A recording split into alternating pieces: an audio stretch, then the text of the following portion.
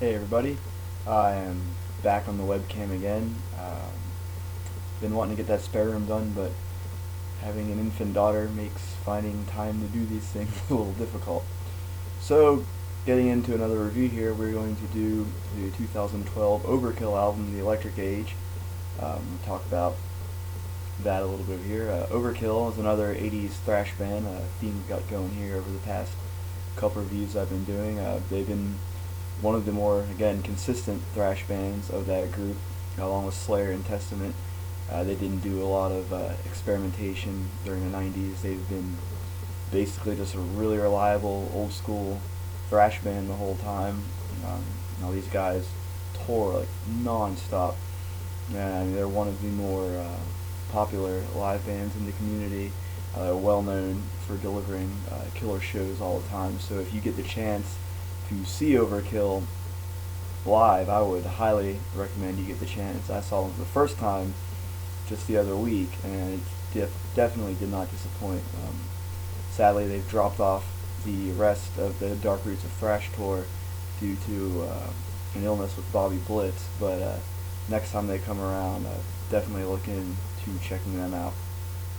So for this album, the line has been fairly solid lately. You still have your only two original members, the singer Bobby Blitz and longtime bassist Dee Dee Verney.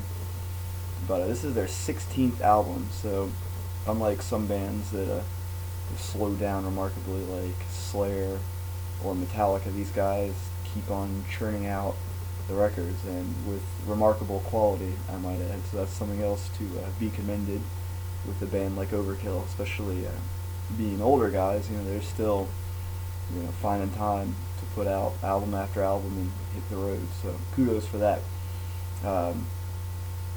Again, there's not a whole lot for me to dig into critically with this album since I enjoyed it so much. Some of my favorite tracks on here, Electric Rattlesnake, which is the first single, which is a great song, gives you a really good idea about what the rest of this album's about. So if you go check that video out and give that a listen, it might give you a pretty good taste on whether you would enjoy this album or not.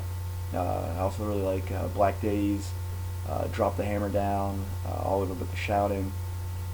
There's really, in my opinion, there's no real song on here that stands out as a dud in the bunch. They're all fairly consistent with one another, and overall a really cohesive package. I'm going to talk up the production on this album because, again, it's really good. A lot of what I would look for in a thrash album. You want that punch with the bass, really nice sounding drums, and of course the guitars, which are exceedingly important.